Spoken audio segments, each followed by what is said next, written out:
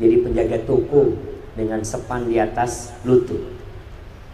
Wanita itu ya apa, SPG. SPG itu apa artinya? Apa? Sales. Antum lihat kalau mobil-mobil mewah, motor-motor mewah, ada yang laki yang jagain, yang gagah-gagah jagain. Nggak ada. Siapa yang dijual?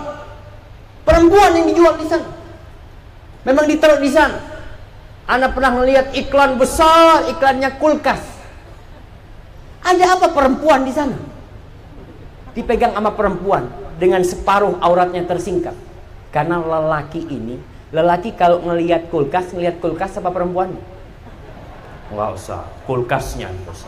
Ah, jemaah, bohong. Memang godaan wanita ini besar. Kata Rasul sallallahu alaihi wasallam, "Ma taraktu fitnatan asyadda 'ala rijali minan nisa." Aku tidak meninggalkan sebuah fitnah bagi kaum lelaki yang lebih besar dari wanita.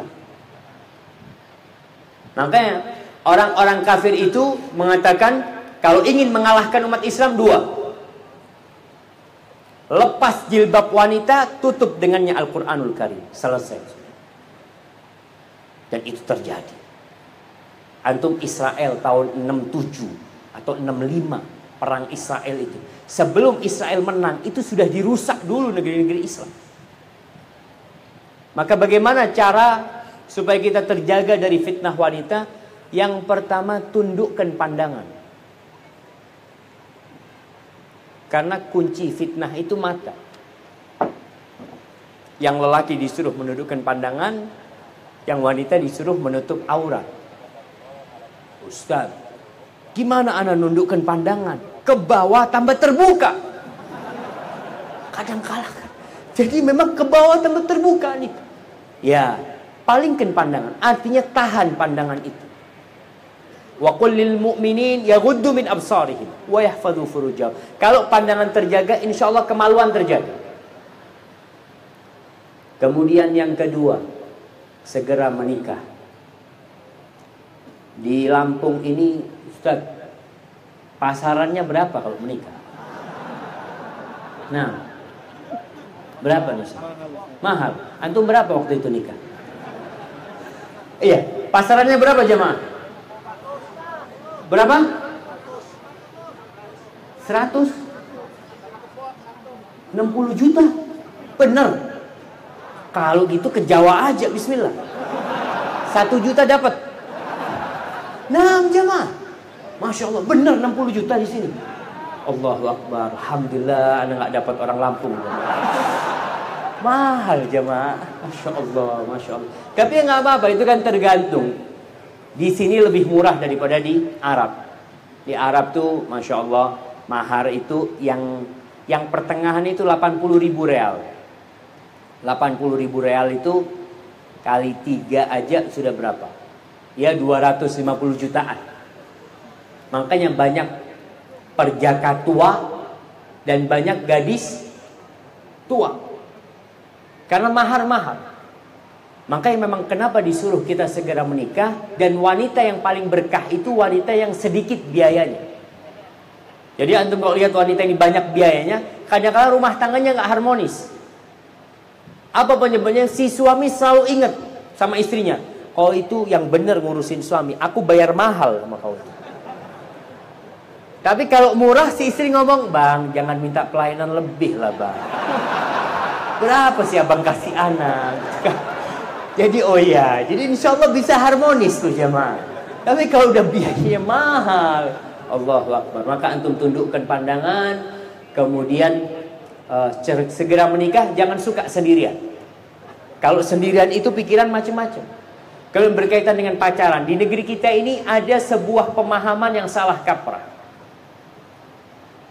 Berzina itu mereka berpikir kalau menikah, punya istri, lalu menghubungi wanita lain, itu namanya berzina. Tidak jemaah. Berzina itu adalah menghubungi yang bukan istrinya. Baik dia sudah menikah atau belum menikah, baik itu suka sama suka atau tidak, itu berzina. Kadang-kadang ada seorang lelaki pacaran lalu dia berzina, Dan dia merasa nggak berdosa. Kenapa tidak merasa berdosa? Karena menurut dia, Ustadz, ana serius sama dia. Artinya akan menikah. Baik, hubunganmu selama ini itu zina. Walaupun kau akan menikah. Maka yang lebih baik kau menikah dahulu, walimahnya ditunda.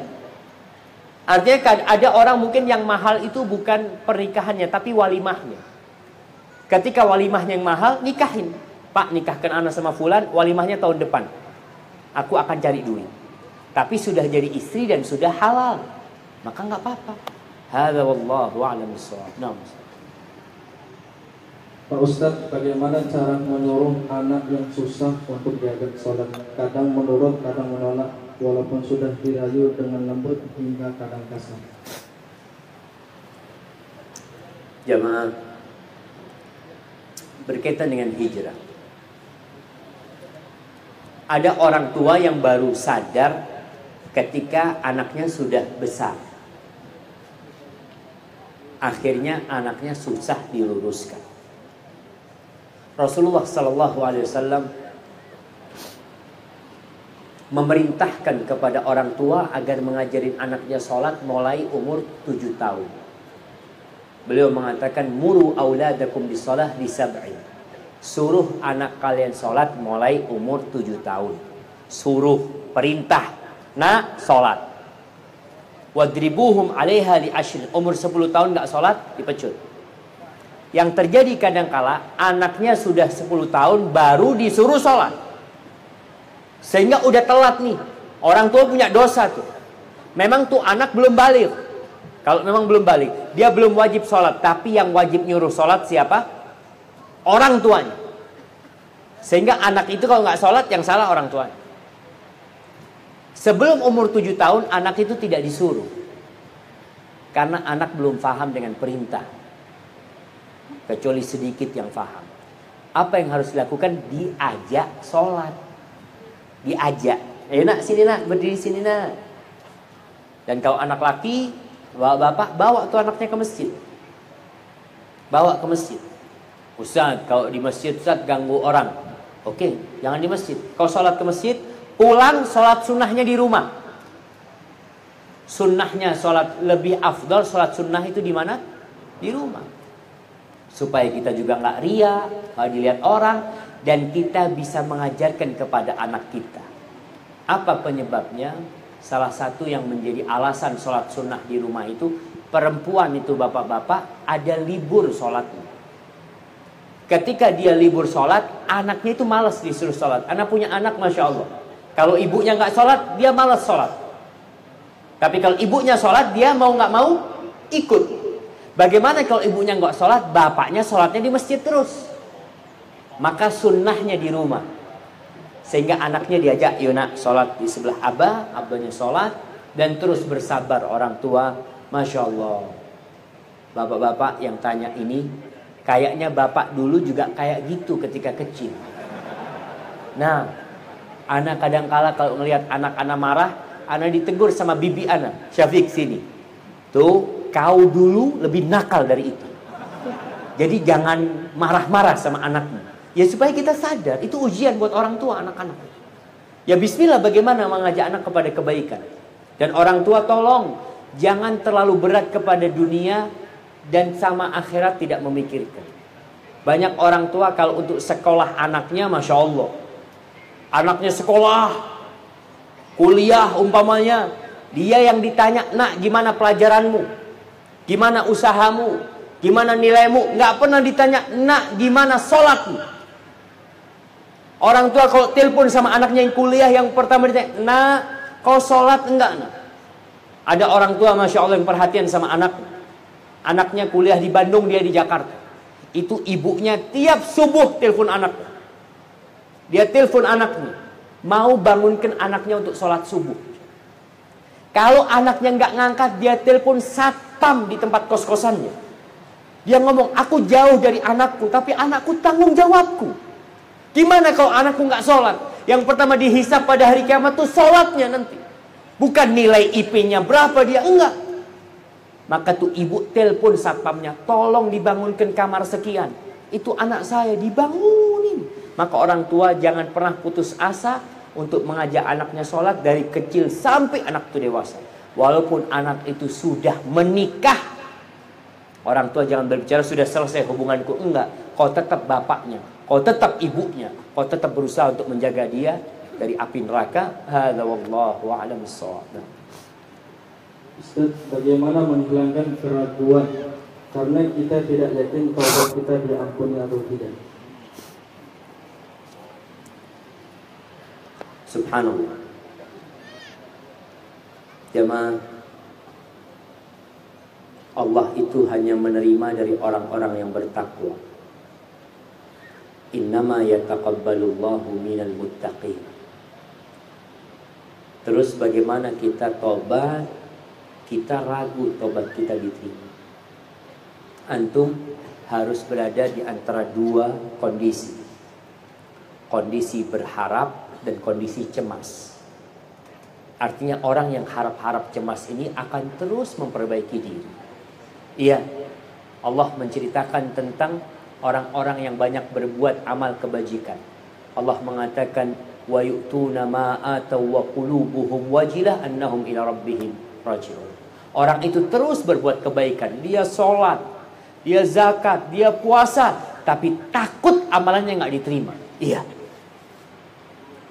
Kita cemas amalan kita suudzon sama diri kita, jangan-jangan nggak diterima, maka kita perbaiki diri kita.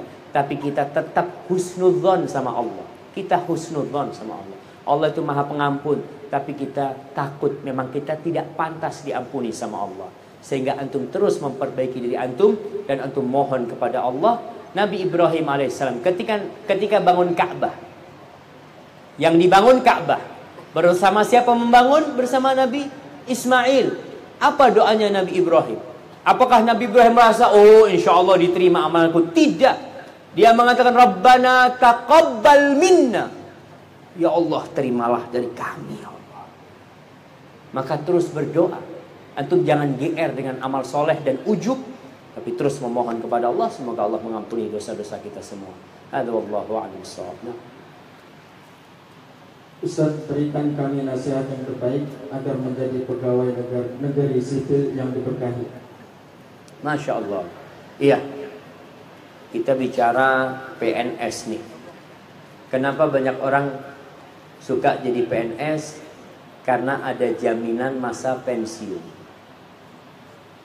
Sehingga ketika dia tua, dia sudah tidak merepotkan anak-anaknya.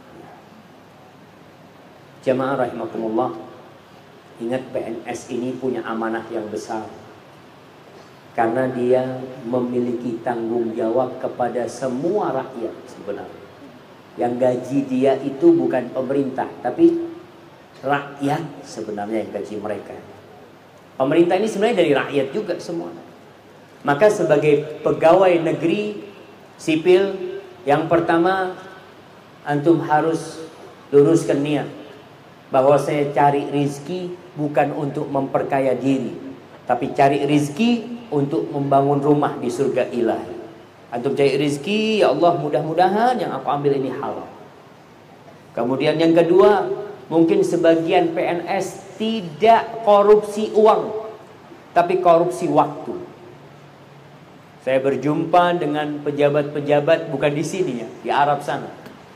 Kita ini mahasiswa, kalau ada urusan datang tuh ke pegawai. Oh, mau urusan ini itu kata dia. Oh tunggu, waktu istirahat. Kita waktu itu bolos. Akhirnya kata pegawai waktu istirahat. Pas waktu istirahat kita datang semuanya pura-pura sibuk. Oh afwan banyak kerjaan. Masya Allah. Tadi katanya waktu istirahat pura-pura sibuk.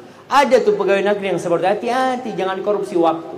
Ketika waktumu memang untuk bekerja, lakukan kerjaan. Seakan-akan ada CCTV yang melihat dirimu. Dan Allah melihat kita tuh amanah kau bekerja. Kemudian manfaatkan waktu kosong untuk berzikir. Ada PNS yang kerjanya mungkin ya diem. Kayak anak kadang-kala melihat orang yang banyak berzikir ini sebenarnya satpam. Atau yang kerja kalau di tentara pegang apa? senjata di pos satpam, itu banyak zikirnya. Kenapa? Karena nggak ada yang ngajak ngomong dia. Dia diem dong. Ya udah zikir nih. Manfaatkan zikir. Kemudian ketika waktu sholat yang diutamakan. Ana benar-benar bangga dengan sebuah proyek yang tertulis utamakan sholat dan keselamatan. Biasanya di proyek itu tulisannya utamakan keselamatan. Ini enggak. Ditulis utamakan sholat dan keselamatan. Iya. Kenapa? Keselamatan yang sebenarnya itulah keselamatan akhirat. Kita kalau gagal di dunia ini mungkin jadi orang miskin. Tapi kalau gagal di akhirat itu berada di neraka jemaah. Na'udzubillah min dzalik. Maka nasihat ana kepada semuanya yang jadi pegawai ya, jadilah pegawai yang amanah, yang senantiasa melihat bahwa Allah memandang dia, mengawasi dia. Kerjakan tugasmu, bantu orang karena lillahi ta'ala. Kau sudah digaji. Artinya jangan minta lagi dari orang. Kau sudah dapat gaji. Kau kalau ngambil lagi dari orang, kau bawa makanan haram buat keluargamu. Dan ketika jadi pegawai kadang-kala mulai ikut kredit ini, kredit itu. Kredit dalam Islam boleh asalkan tidak ada riba sistem. Tapi kalau ada sistem riba, kau jangan ikut kredit. Gimana Ustaz? Katanya nggak mungkin punya rumah kalau nggak kredit riba. Kata siapa? Orang tua kita dulu itu punya rumah tanpa kredit, pakai bank. Enggak. Orang-orang kampung itu nabung. Nabungnya pakai apa orang kampung? Pakai batu bata. Beli batu bata, taruh depan tanahnya. Punya duit nanti beli apa? Pasir. Dia tabung tuh sampai jadi rumah. Dulu orang mau haji pakai apa? Pakai sapi. Dia beli sapi, anaknya beli 3, beli 5. Dia kasih makan besar, jual, berangkat haji. Masya Allah. Apa kita nggak bisa mencontoh mereka? Wallahu Ustaz. Dulu orang tua kita belum ngerti yang sekarang. Masya Allah. Antum tuh ada yang insya Allah selamat dari riba, dari macam-macam. Maka itu nasihat anak kepada semua yang jadi pegawai, kalau tidak mampu, antum beli yang mampu. Motor, antum punya duit 3 juta, beli mokas. Apa mokas? Motor bekas. Ustadz, malu dilihat orang lain. Nggak apa-apa kau malu. Yang penting halal dan itu milik. Tidak ada riba di situ. Kau naik lihatin orang, insya Allah akan diberkahin. Sehingga kau bisa beli yang baru tanpa terjebak dalam riba ya. Hadza wallahu a'lam bissawab. Akhir soal. Soalnya. Maaf ya muskilah, bismillah. Ustaz, sahihkah hadis tentang seorang teman bisa memberikan syafaat kepada saudaranya? Jika sahih, doakan kami Ustaz agar kami dikumpulkan kelak di surga Ustaz bersama kaum muslimin. Jamaah, para malaikat akan memberikan syafaat. Para nabi akan memberikan syafaat. Orang-orang soleh akan memberikan syafaat. Maka yang kita diperintahkan untuk cari teman-teman soleh. Sehingga tatkala dia masuk surga, kiranya dia ingat sama kita. Dan memberikan syafaat kepada kita. Dan antum cintai Rasulullah SAW. Antum tumbuhkan cinta kepada Nabi Muhammad SAW. Karena beliau kelak akan memberikan syafaat terbesar di padang mahsyar kepada umat manusia. Bukan hanya kepada umat Islam, tapi kepada umat manusia.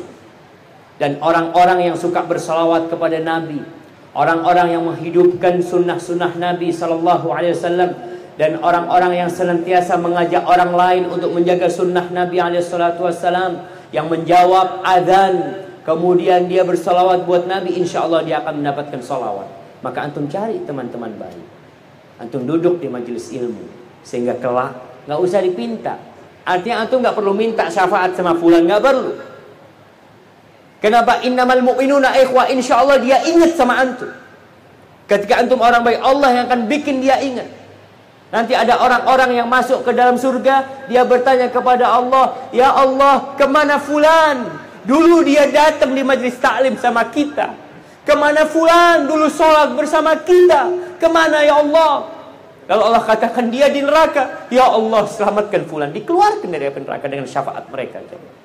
Maka kita perlu memperbanyak teman-teman yang soleh, teman-teman yang baik. Semoga mereka memberikan syafaat kepada kita pada hari kiamat. Hadza wallahu a'lam bishawab. Soal terakhir, Assalamualaikum warahmatullahi wabarakatuh. Ustaz, ada salah satu jamaah ibu-ibu yang sangat ingin menghadiri tabligh akbar ini, tapi qadarullah beliau meninggal dunia sepekan yang lalu. Keluarganya minta didoakan agar beliau diampuni dosa-dosanya dan diterima amal ibadahnya. Subhanallah jemaah. Angan-angan itu selalu melewati ajal. Nabi SAW pernah membuat kotak di tanah. Beliau bikin kotak di tanah segi 4, lalu di tengah dikasih titik. Dari titik itu ditarik garis lurus keluar kotak itu. Nabi mengatakan 4 ini, kotak ini, segi 4 ini itu ajalnya manusia. Titik itu manusia. Garis yang lurus itu angan-angan. Ibu itu ingin datang ke majelis taklim ini. Insya Allah sudah ditulis kebaikan buat dia, walaupun ajal telah datang menyebutnya. Maka berangan-anganlah kebaikan jamaah. Kita doakan yang meninggal ini, semoga Allah mengampuni dosa-dosanya, keluarganya juga diberi kesabaran, dan kita doakan negeri kita. Kita doakan negeri kita Indonesia, semoga Allah menjaga NKRI ini dan bisa menuju lebih baik dengan cahaya syariat Allah Subhanahu wa taala, dengan bimbingan pemimpin-pemimpin yang faham bahwasanya bumi ini milik Allah Subhanahu wa taala. Allahumma ighfir lil mu'minina wal mu'minat wal muslimina wal muslimat al ahya minhum wal amwat innaka sami'un qaribun mujibud da'awat. Allahumma hafadh waliya amrina wa ulata umri muslimin. Ya Allah, jagalah pemimpin negeri ini. Jagalah Bapak Presiden kita, Bapak Jokowi, dan wakilnya Bapak Yusuf Kala, dan jadikan pendamping-pendamping mereka berdua adalah orang-orang yang soleh, yang kenal sama Engkau dan takut kepadamu ya Allah.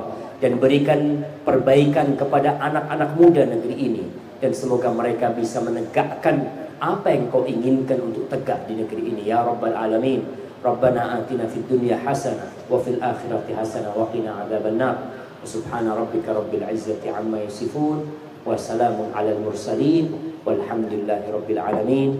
Kurang lebihnya ana mohon maaf apabila yang saya sampaikan benar itu dari Allah Jalla Jalaluh. Kalau ada yang salah dan kurang berkenan itu dari diri ana pribadi, Allah dan Rasul yang terbebaskan dari kesalahan itu. Saya ucapkan terima kasih kepada semua para pejabat negara yang telah mendukung berjalannya acara ini, dan kepada semua jamaah. Assalamualaikum warahmatullahi wabarakatuh. Jazakumullah khairan kepada Al-Ustaz Dr. Syakir.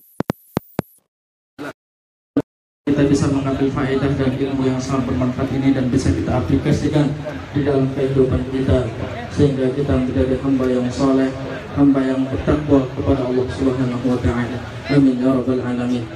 Pengumuman untuk para jamaah, dimohon untuk tidak beranjak terlebih dahulu dari tempat duduknya.